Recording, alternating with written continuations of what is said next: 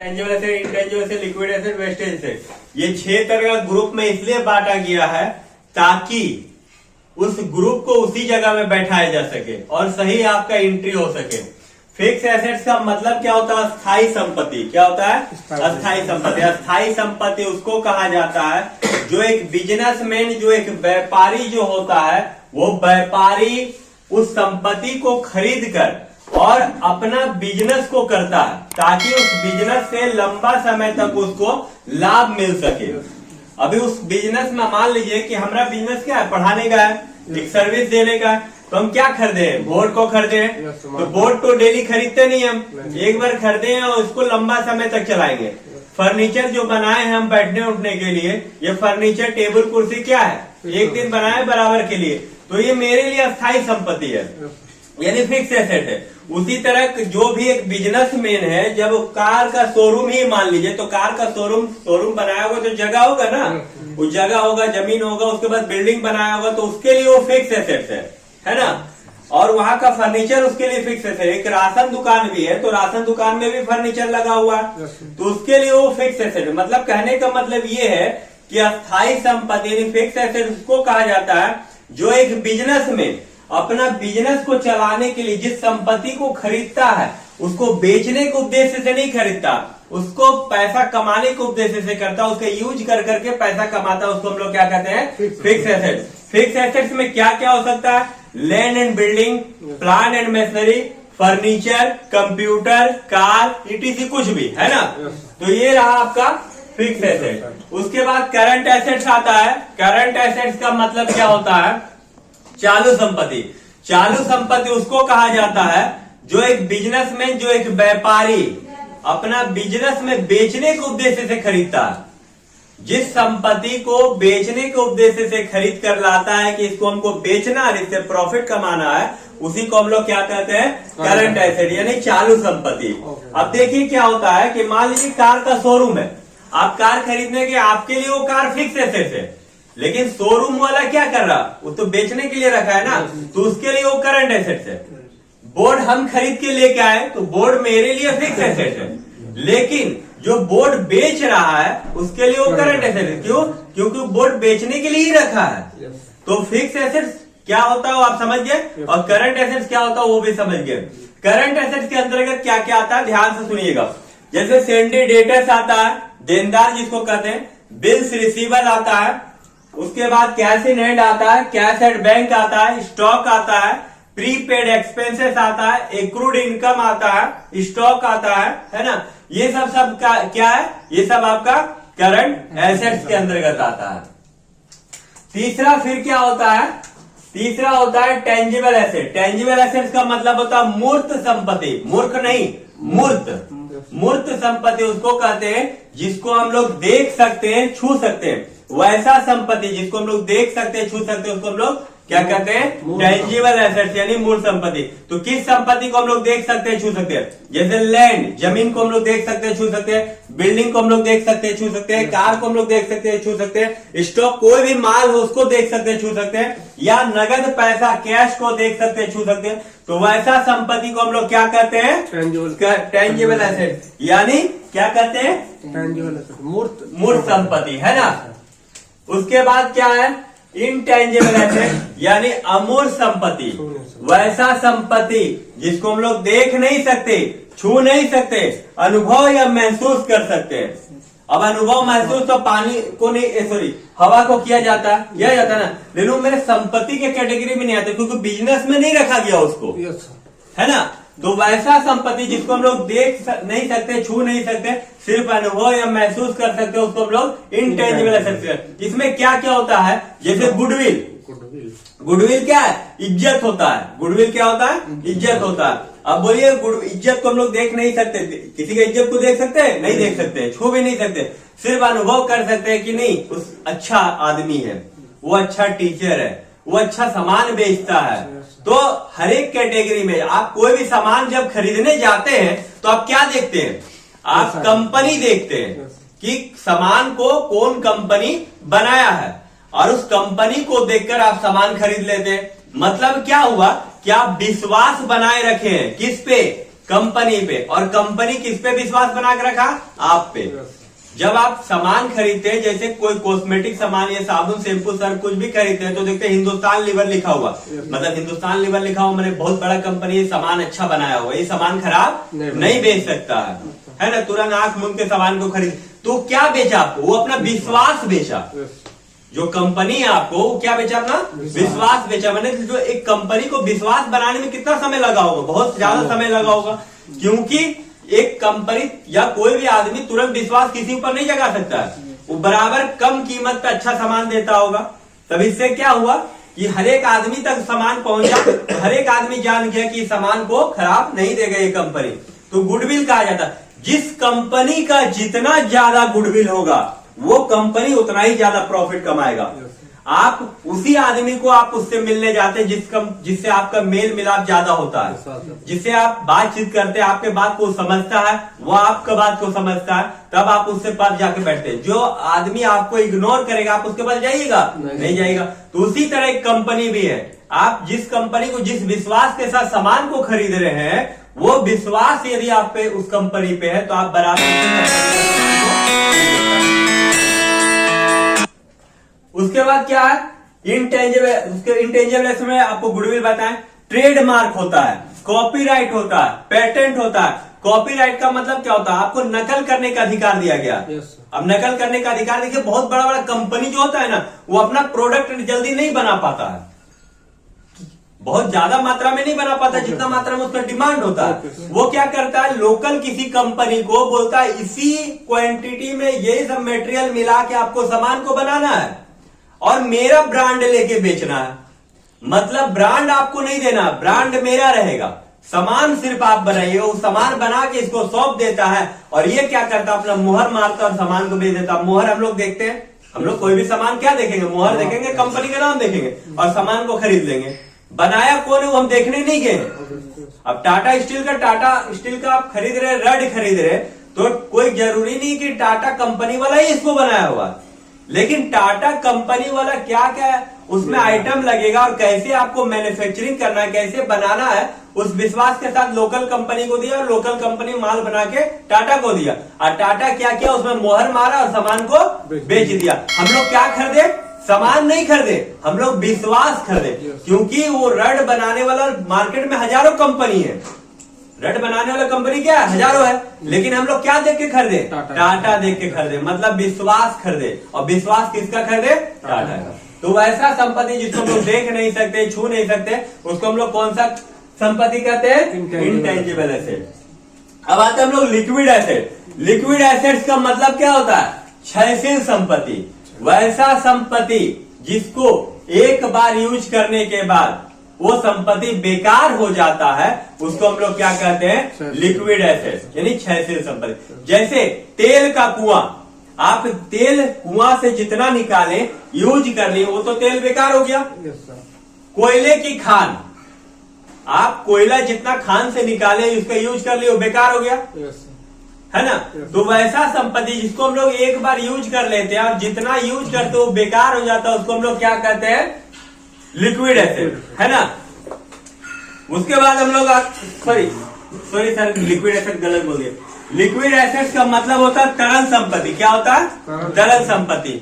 वैसा संपत्ति जिसको एक बार यूज, जिसको हम लोग साल भर के अंदर नगद रुपए में बदल सके, उसी को हम लोग कहते हैं लिक्विड एसेट। जैसे मान लीजिए कि आपका सामान गोदाम में बहुत पड़ा हुआ है, बैंक में पैसा पड़ा हुआ है, आपके पास कैश भी है, लेकिन लिक्विड एसेट वही कहलाएगा जो आपके पास नगद पैसा जिसको तुरंत बदल सके। तो लिक्विड एसेट तरल संपत्ति हो तो जो साल भर के अंदर नगद रुपए में जिसको हम लोग बदल सकते हैं, उसको हम लोग क्या कहते हैं? Liquid asset. अब मान लीजिए कि बैंक में मेरे पास 5,000 रुपया पड़ा हुआ, तो बैंक से हम पैसा निकाले तो मेरे लिए तरल संपत्ति है। पॉकेट में मेरे पास 5,000 रुपया रखा हो तो मेरे पास कैश पड़ा हुआ है, तरल संपत्ति। लेकिन जो माल स्टॉक में है वो माल तो कैश नहीं ना है, माल बिकेगा तब आएगा, माल नहीं बिकेगा तो पैसा आएगा क्या? तो वैसा संपत्ति यदि जितना साल भर के अंदर उसको हम बेच दिए और वो पैसा मेरे पास आ गया, उसको हम लोग क्या कहेंगे? Liquid asset. इसका फॉर्मूला क्या होता है? Liquid assets equal to current assets minus stock minus prepaid expenses. ये क्या हो गया? लिक्विड एसेट, है ना। वेस्टेज एसेट्स का मतलब होता है क्षयशील संपत्ति, जो भी आपको गलती से बता दिए थे। वेस्टेज है क्षयशील संपत्ति, वैसा संपत्ति जिसको एक बार यूज करने के बाद उसका कुछ भाग समाप्त या बर्बाद हो जाए, उसको हम लोग वेस्टेज एसेट कहते हैं। नाम से ही समझ में आ रहा है ना, वेस्टेज माने क्षय, मतलब बर्बादी, छाई, है ना। अब जैसे तेल का कुआं, जितना तेल निकाले यूज कर लिए वो बेकार हो गया। कोयले की खान से जितना आप कोयला निकाले या पत्थर निकाले, जितना आप यूज कर लिए वो क्या हो गया? बेकार हो गया। तो वैसा संपत्ति जिसको हम लोग जब यूज कर लेते हैं और समाप्त या बर्बाद हो जाता है, तो हम लोग उसको क्या कहते हैं? Wastage asset. तो ये 6 तरह का आपको एसेट समझाया गया, जिसमें फिक्स एसेट है, करंट एसेट है, टेंजिबल है, इंटेंजिबल, लिक्विड है और वेस्टेज है ना। अब हम लोग आते हैं दूसरा करंट लायबिलिटीज में। करंट लायबिलिटीज का मतलब क्या होता है? चालू संपत्ति, सॉरी चालू दायित्व। क्या होता है? चालू दायित्व, वो दायित्व जो हम किसी दूसरे व्यक्ति को देते हैं। यानी क्या होता है? कर्ज होता है। इसको एक सिंपल भाषा में क्या कहते हैं? कर्ज। लायबिलिटीज वह धन या संपत्ति जो एक व्यापारी, जो एक व्यक्ति किसी दूसरे व्यक्ति को देता है, वो क्या कहलाता है? लायबिलिटीज कहलाता है। जैसे मान लीजिए आप उधार सामान खरीद के लेके आए, 5,000 रुपया का उधार माल खरीद के लाए गए, तो क्या हो गया? कर्ज हो गया ना आपका, वो लायबिलिटीज कहलाएगा। मान लीजिए कि आप कहीं काम कर रहे हैं, आपका सैलरी पूरा मंथ पूरा हो गया है, लेकिन आपको सैलरी नहीं मिला, तो कंपनी के लिए वो लायबिलिटीज है, मतलब वो आपको देगा कंपनी। मतलब किसी भी व्यक्ति या किसी भी पर्सन को जब किसी के ऊपर उधार रहता है, कर्ज रहता है, जिसको चुकाया नहीं गया है पैसा को, उसको हम लोग क्या कहते हैं? लायबिलिटीज कहते हैं। क्लियर है ना सिंपल भाषा में। दूसरा, अब हम लोग आते हैं क्या? कैपिटल। कैपिटल का मतलब क्या होता है? पूंजी होता है। क्या होता है कैपिटल का मतलब? पूंजी। अब हम लोग पूंजी कहाँ लगाते हैं? जब हम लोग कोई बिजनेस को करते हैं, और उस बिजनेस को करने के लिए हम लोग 2 तरह से पूंजी लगाते हैं। पहला क्या होता है? नगद पैसा लगाते हैं, और दूसरा कुछ सामान भी लगाते हैं, कुछ एसेट्स लगाते हैं, तो आपके लिए पूंजी है। मान लीजिए हम एक बिजनेस खोल रहे हैं, तो बिजनेस खोलने के लिए हमको नगद पैसा के साथ जगह भी चाहिए, बिल्डिंग भी चाहिए, ऑफिस बनाने के लिए चाहिए ना। तो बिल्डिंग बनाने के लिए जगह और ऑफिस जो बनाने के लिए जगह चाहिए, और उस जगह पे यानी लैंड पे हम लोग जो बनाए वो भी मेरा क्या है? कैपिटल लगाए ना, वो भी आपका पूंजी कहलाएगा। और जो बिजनेस को करने के लिए नगद पैसा लगाए हैं, धन लगाए हैं, उसको भी हम लोग क्या कहेंगे? पूंजी कहेंगे। यानी पूंजी उसको कहा जाता है जब एक आप बिजनेस स्टार्ट कर रहे हैं और उस पर जो पैसा इन्वेस्ट किया जाता है, उसको हम लोग क्या कहते हैं? कैपिटल कहते हैं, नहीं पूंजी कहते हैं। क्लियर है ना। ड्राइंग का मतलब क्या होता है? आरहन होता है। ड्राइंग का मतलब क्या होता है? आरहन। आरहन उसको कहा जाता है जब एक व्यापारी, एक बिजनेसमैन अपना बिजनेस से नगद रुपए या माल के रुपए में पर्सनल काम के लिए निकाल ले। कहने का मतलब, यदि हम मान लीजिए कोई एक बिजनेस खोले, एक दुकान है मेरा, और दुकान में नियम क्या होता है कि आप पैसा दीजिए और सामान लीजिए, यही नियम होता है। लेकिन होता क्या है कि घर का काम के लिए घर से कोई कॉल किया कि भाई 5 किलो आटा भेज दो। हम लोग क्या किए? दुकान से 5 किलो आटा तोले और घर पे भेज दिए। तो इसका मतलब क्या हुआ कि हम पूंजी निकाल रहे हैं ना, हम तो पैसा रखे नहीं उसमें। हम जो पूंजी लगाए थे, उस पूंजी से 5 किलो आटा जो हम 50 किलो खरीद के लाए थे, उसमें से 5 किलो आटा उठा के ले जाके घर में दे दिए। मतलब हम 5 किलो आटा कम पूंजी लगाए, इसका मतलब 45 किलो का ही लगाए। तो वो जो पूंजी हम लोग नगद निकाल लेते हैं या माल निकाल लेते हैं, वो अपना पूंजी से कम कर रहे हैं, इसलिए उसको ड्राइंग कहा जाता है। क्या कहा जाता है? ड्राइंग। ड्राइंग का मतलब क्या हो गया? आरहन। आरहन उसको कहा जाता है जब एक बिजनेसमैन, जब एक व्यापारी अपना बिजनेस से नगद रुपए यानी कैश या माल के रूप में कुछ भी अपना खुद का पर्सनल काम के लिए निकाल ले, उसको हम लोग क्या कहेंगे? ड्राइंग कहेंगे। क्या कहेंगे? ड्राइंग कहेंगे। क्लियर है ना। उसके बाद आते हैं हम लोग टाइप्स ऑफ डिस्काउंट, यानी डिस्काउंट कितने तरह का होता है। देखिए, जब भी आप कहीं काम कीजिएगा या आप अकाउंट्स का काम कर रहे हैं, तो ये सब चीज आपका कॉमन है, आना ही आना है। अब डिस्काउंट आप देते हैं, आजकल का प्रचलन है कि बिजनेस को आगे बढ़ाना है तो ग्राहक का दिमाग में, कस्टमर का दिमाग में सेट करना होगा कि ये डिस्काउंट सिर्फ अभी के समय के लिए। और आप क्या करते हैं? डिस्काउंट को लेने के लिए आप माल को खरीद लेते हैं, मतलब आप परचेजिंग करते हैं, आपका पावर बढ़ जाता है और उससे बिजनेस मार्केट में क्या आता है, पैसा आता है। तो ग्राहक का दिमाग में ये डाला जाता है कि ये दोबारा आपको नहीं मिलेगा, अभी आपके पास समय है, आप इसको खरीद लीजिए। और वो बिजनेसमैन के लिए क्या होता है, प्रॉफिट होता है, क्योंकि उसका सेल बढ़ जाता है। क्या करता है, सेल बढ़ाने के लिए ही डिस्काउंट को दिया जाता है। तो डिस्काउंट का मतलब होता है छूट, और छूट होता है 3 तरह का। एक होता है ट्रेड डिस्काउंट, दूसरा होता है कैश डिस्काउंट, और तीसरा होता है स्पेशल डिस्काउंट। क्या होता है, स्पेशल डिस्काउंट। ट्रेड डिस्काउंट का मतलब होता है व्यापारिक छूट। क्या होता है, व्यापारिक छूट। वैसा छूट जो एक व्यापारी को व्यापार करने के लिए छूट दिया जाता है, उसको हम लोग क्या कहते हैं, ट्रेड डिस्काउंट। क्या कहते हैं, ट्रेड डिस्काउंट। क्लियर है ना। ट्रेड डिस्काउंट किसको कहते हैं, जो एक व्यापारी को व्यापार करने के लिए। एग्जाम्पल के तौर पे मान लीजिए हम एक बुक का दुकान खोले, किताब स्टेशनरी की दुकान खोले। अब स्टेशनरी की दुकान खोले तो एक कलम में प्रिंट है, मान लीजिए 25 रुपया। कितना दाम है, 25 रुपया। तो 25 रुपया दिखा हुआ है, मतलब हम 25 रुपया में इसको सेल कर सकते हैं। कोई भी कस्टमर मेरे पास आएगा तो ये 25 रुपया लेने के बाद ये पेन हम उसको दे सकते हैं, जो कस्टमर ये पेन का डिमांड करेगा। लेकिन यदि हम इसको 25 में लाएंगे तो मेरा प्रॉफिट क्या होगा, होगा नहीं। इसका मतलब ये हम पेन या तो 22, 20, मतलब 25 से कम में, जितना कम में खरीद के लाए वो मेरे लिए डिस्काउंट हुआ। और वो डिस्काउंट क्या कहा जाता है, ट्रेड डिस्काउंट। मान लीजिए हम 20 रुपया में इसको खरीद के लाए और 25 में बेच रहे, तो 25 लिखा हो, 25 में बेच रहे, 20 में खरीदे, मतलब 5 रुपया कम में लाए। तो 5 रुपया कम में जो लाए उसको हम लोग क्या कहेंगे, ट्रेड डिस्काउंट कहेंगे। क्या कहेंगे, ट्रेड डिस्काउंट कहेंगे। क्लियर है ना। अब उसके बाद आते हैं हम लोग कैश डिस्काउंट। कैश डिस्काउंट का मतलब होता है नगद छूट। क्या होता है, नगद छूट। नगद छूट उसको कहा जाता है, ध्यान दीजिएगा, सुनिएगा। नगद छूट उसको कहा जाता है जब एक व्यापारी, एक बिजनेसमैन समय से पहले जितना बिल है उससे कम पेमेंट करता है, उसको हम लोग नगद छूट करते हैं। एग्जाम्पल के तौर पे मान लीजिए कि हम कहीं से 5,000 रुपया का माल खरीद के लाए, तो दुकानदार को बोले भाई आज 29 तारीख है, हम 5 तारीख तक आपको पेमेंट कर देंगे। तो दुकानदार विश्वास पे हमको 5,000 रुपया का माल बेच दिया। अब दुकानदार 5 तारीख तक इंतजार करेगा, 5 तारीख के बाद ही वो हमको बोल सकता है, क्योंकि हम उसको बोल के लाए हैं कि 5 तारीख को हम आपको पेमेंट करेंगे। अब 5 तारीख से पहले यदि दुकानदार को पैसा का जरूरत पड़ गया तो मांगेगा ही हमसे कि भाई पैसा दीजिए, हमको जरूरत पड़ गया। हालांकि आप बोले 5 तारीख को, लेकिन अभी हमको जरूरत है, आप दे देते तो मेरा जरूरत पूरा हो जाएगा। लेकिन आप नहीं दीजिएगा। दीजिएगा क्या, बोले नहीं 5 तारीख, हम बोले 5 तारीख मेरा पैसा आएगा। लेकिन यदि दुकानदार आपको लोभ दे दे कि आप 5,000 का जो सामान खरीदे आप हमसे, 5,000 की जगह यदि आप 4,500 रुपया आज हमको दे दीजिएगा तो और आपसे हम 500 रुपया आपको छूट दे दिए, तो आप क्या कीजिएगा, 500 बचाने के लिए हो सकता है किसी पड़ोसी से 4,500 उधार मांग ले, या घर पे पड़ा हो 4,500, या बैंक में पड़ा हो 4,500 रुपया, वो पैसा लेके आप दुकानदार को पेमेंट कर दीजिएगा। तो क्या हुआ, एक कस्टमर, एक व्यक्ति को जितना पेमेंट करना है 5,000 की जगह उससे कम पेमेंट किया गया समय से पहले।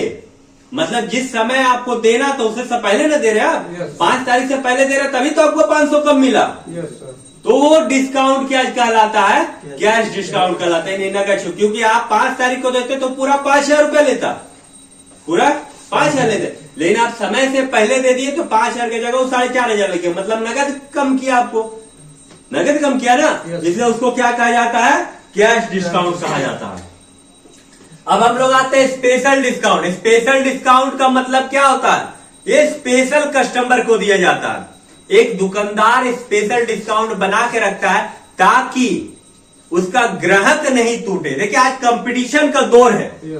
एक दुकानदार का ग्राहक यदि किसी दूसरे दुकानदार पास जाता है तो चाहेगा कि ग्राहक मेरा बन जाए, और उसके लिए क्या करेगा, जो रेट में सामान अगला बेचता था उससे कम भी रेट में उसको दे देगा। तो आपका क्या होगा, फर्क दिमाग में, अरे ये सामान तो हम वहां से इतना रुपया में लेते थे, लेकिन आज दुकान चेंज किए तो इससे 10 रुपया हमको कम में मिला। इसका मतलब वो दुकानदार हमसे हमेशा सामान में ज्यादा लेता है, तो आप उस दुकान को छोड़ दीजिएगा और आप नया दुकानदार पास कस्टमर बन जाइएगा, है ना। तो इस तरह का स्पेशल डिस्काउंट देखता है। देखिएगा आप जब भी कोई नया दुकान में जाइएगा ना, आपको रेट थोड़ा कम लगाएगा, वो रेट कम लगाएगा क्योंकि उसको कस्टमर बनाना है। और अगला का कस्टमर को तोड़ना है, क्योंकि कंपटीशन का दौर है, सब एक दूसरे से आगे बढ़ना चाहता है। लेकिन इसी दौर को तोड़ने के लिए जो ग्राहक होता है, वो ग्राहक को जो दुकानदार है वो कुछ जब फाइनल बिल होता है उसमें कुछ स्पेशल डिस्काउंट दे देता है। मान लीजिए कि आप महीना में 10,000 रुपए का राशन खाएं, अब 10,000 का तो आपको जो दिया तो ओरिजिनल बिल पे आपको सामान पे किया, लेकिन लास्ट में बोले ठीक है 5% कम दीजिए, 9,500 रुपया दीजिए, तो आपको क्या लगा, चलो भाई 500 रुपया कम कर ही दिया।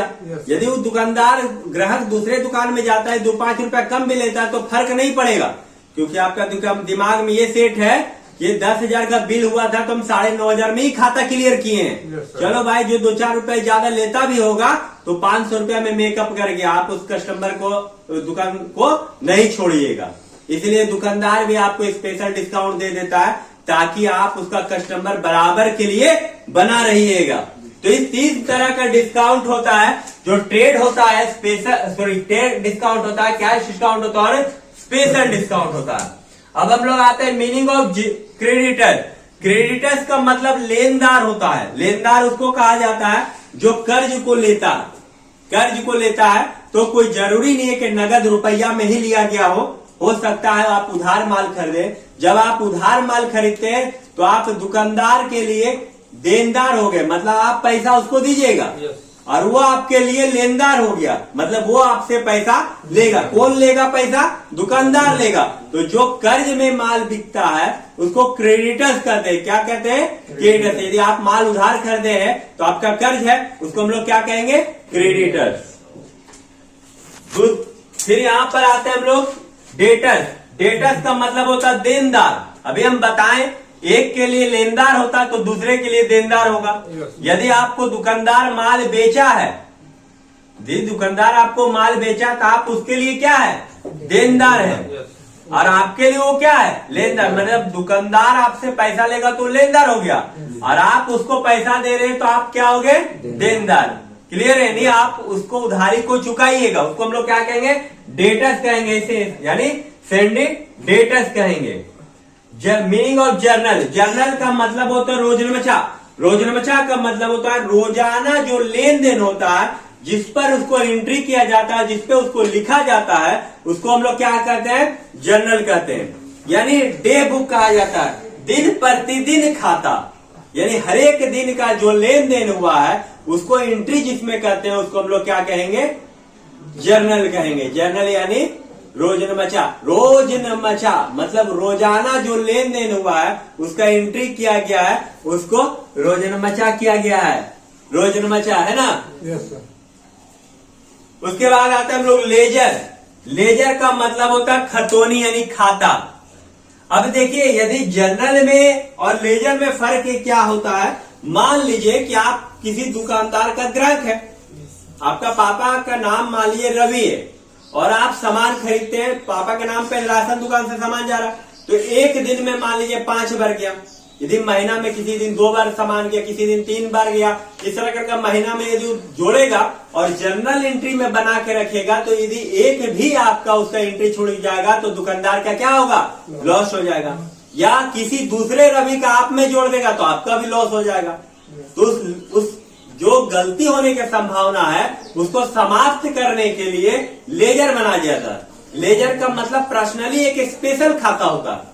यदि परचेज है तो परचेज का एंट्री करेंगे, सेल है तो सेल का एंट्री करेंगे, राम का खाता है तो राम का एंट्री करेंगे, मोहन का खाता है तो मोहन का एंट्री करेंगे, है ना? एक स्पेशल खाता। अब जैसे मान लीजिए आपका पापा का नाम से खाता चल रहा, मान लीजिए रवि का नाम से, आप सामान लेने गए, दुकानदार निकाला रवि वाला पेज जहां लिखा हुआ है उसमें लिख दिया आप कितना सामान लिए और फिर बंद करके रख दिया। थोड़ा देर बाद फिर आइएगा, फिर आपका पापा का खाता खोलेगा, उसमें फिर लिखेगा, फिर रख देगा। यदि आप बीच में पैसा दे रहे हैं तो माइनस कर देगा। तो इससे क्या होगा कि दुकानदार के लिए भी हल्का हो जाएगा, उसको जोड़ने में बहुत आसान होगा। आपका चेहरा देखेगा, आपका खाता देखेगा, जोड़ के निकाल देगा। लेकिन यदि मिक्स में चला जाएगा, क्योंकि रोजनमचा तो डेली हो रहा है, तो आप एक ग्राहक के बाद मान लीजिए 4 ग्राहक और घुस गया, फिर आप दोबारा आए तो 4 ग्राहक के नीचे लिखा हुआ ना आपका, तो आप उसमें से निकाल के यदि जोड़िएगा 30 दिन का तो नहीं जोड़ पाइएगा, गलत होने की संभावना बहुत ज्यादा है। तो उसको शुद्धता रूप देने के लिए हम लोग क्या करते हैं? लेजर बना देते हैं। मैंने पर्सनली उसी का खाता, यदि परचेज किए तो परचेज में लिखेंगे, सेल किए तो सेल में लिखेंगे, कोई डेटर्स है तो डेटर्स में लिखेंगे, कोई क्रेडिटर्स है तो क्रेडिटर्स में लिखेंगे, कोई एक्सपेंसेस है खर्चा है तो खर्चा में लिखेंगे। क्लियर है? अब हम लोग आते हैं ट्रायल बैलेंस। ट्रायल बैलेंस का मतलब होता है, क्या होता है ट्रायल बैलेंस का मतलब? ट्रायल बैलेंस नाम से ही समझ में आ रहा है कि इसको बैलेंस करने का है, यानी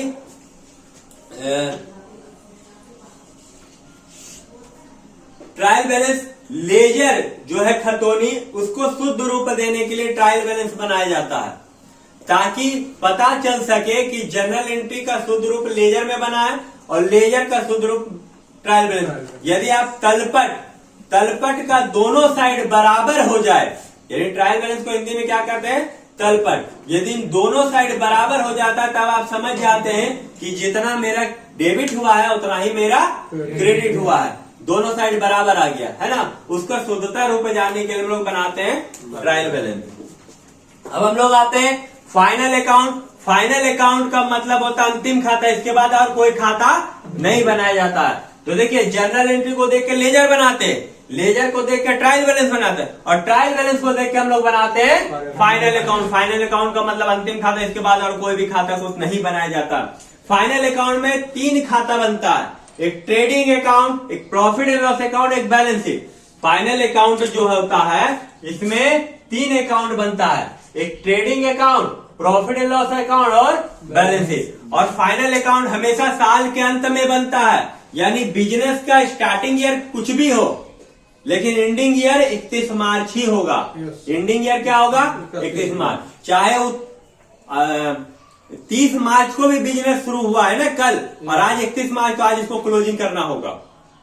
या ऐसे बिजनेस का स्टार्टिंग ईयर होता क्या है? 1 अप्रैल से लेकर 31 मार्च।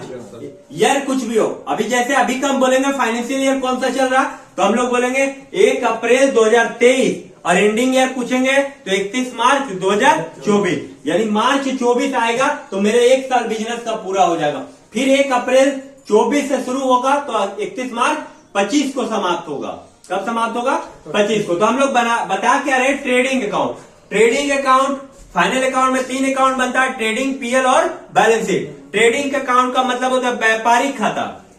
व्यापारिक खाता से ये पता चलता है कि आप रॉ मटेरियल कितना में लेके आए, यानी कच्चा माल कितना लेके आए हैं, उस माल को लाने पे जो खर्च किए हैं, और उस माल को बेचने पे जो बेचने के बाद प्रॉफिट माने पैसा आपके पास आया, वो दोनों को घटाने के बाद, यानी माल का लागत और सेल दोनों को घटाने के बाद जो प्रॉफिट होगा उसको हम लोग ग्रॉस प्रॉफिट कहते हैं, यानी सकल लाभ कहते हैं। माल मैन्युफैक्चरिंग में जो खर्चा होता, यानी फैक्ट्री में जो खर्चा होता, वो ट्रेडिंग अकाउंट में जोड़ा जाता है। वो कहाँ जोड़ा जाता है? Trading account. और वहां से यदि लागत से अधिक कीमत पर आप बेच दिए हैं तो उसको ग्रॉस प्रॉफिट कहेंगे, यानी सकल लाभ कहेंगे, और लागत से कम कीमत पर बिका है तो उसको ग्रॉस लॉस कहेंगे, यानी सकल हानि कहेंगे।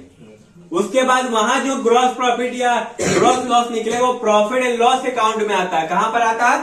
Profit and loss account. और प्रॉफिट एंड लॉस अकाउंट में हम लोग क्या कहते हैं? इनडायरेक्ट इनकम को जोड़ेंगे और इनडायरेक्ट एक्सपेंसेस को घटाएंगे। मतलब बिजनेस का माल बनने के बाद माल को बेचने तक का बहुत सारा खर्चा होता है, जैसे ऑफिस का खर्चा हो गया, है ना। ऑफिस में आप खर्चा कर रहे हैं, किसी को रेंट दे रहे हैं, किसी को सैलरी दे रहे हैं, लाइटिंग का खर्चा, एडवर्टाइजिंग, उसको प्रचार कर रहे हैं आप माल बेचने के लिए।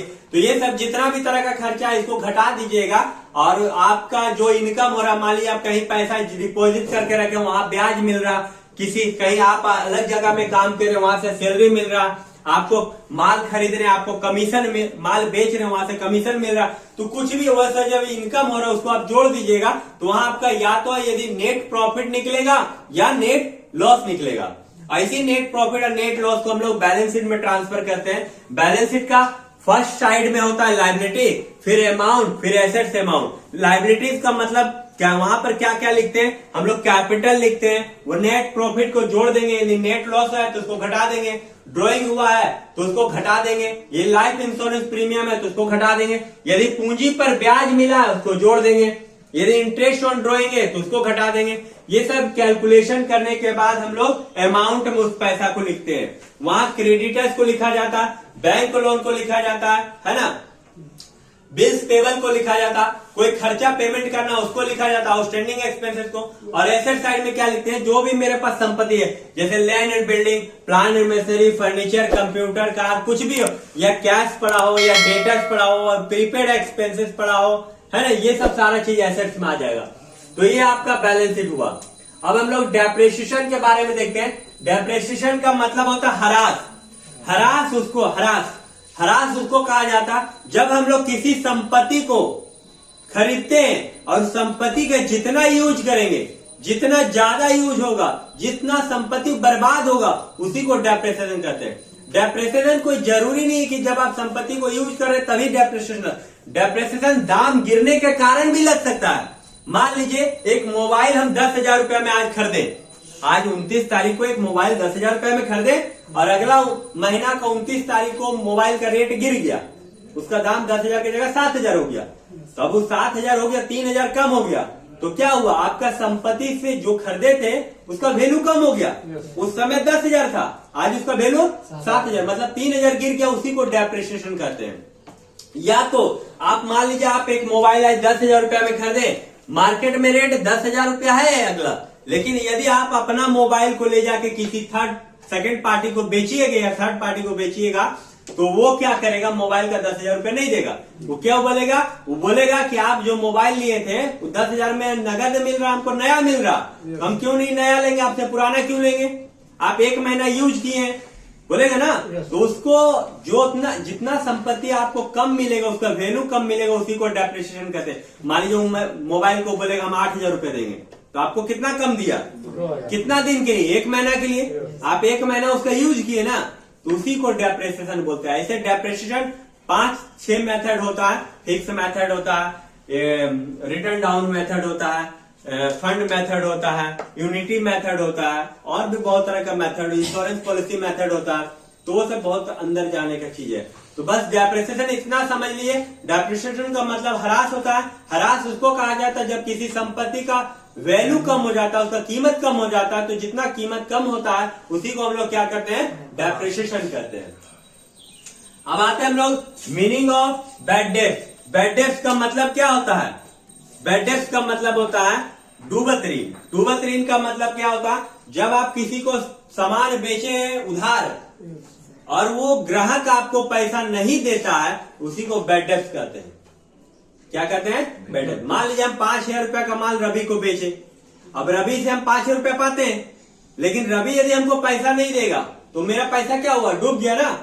क्या हो गया, पैसा डूब गया। तो उसी डूबना को ही बैड डेब्ट कहते हैं। क्या कहते हैं, और ये क्या होता है, ये डेटर से माइनस हो जाता है। डेटर से क्या होता है, माइनस होता है। क्लियर है। तो आज हम लोग बहुत सारी चीज सीखे, टाइप्स ऑफ एसेट सीखे, करंट लायबिलिटी सीखे, कैपिटल सीखे, ड्राइंग सीखे, टाइप्स ऑफ डिस्काउंट सीखे, meaning of creditors, debtors, journal entry, ledger, trial balance, final account में trading, profit loss, balance sheet, depreciation और बैड डेब्ट सीखे। इतना सारा चीज सीखे। अभी हम आगे आपको बताएंगे अकाउंट्स कितना तरह का होता है और उसको किस किस कैटेगरी में बांटा गया है। क्लियर है।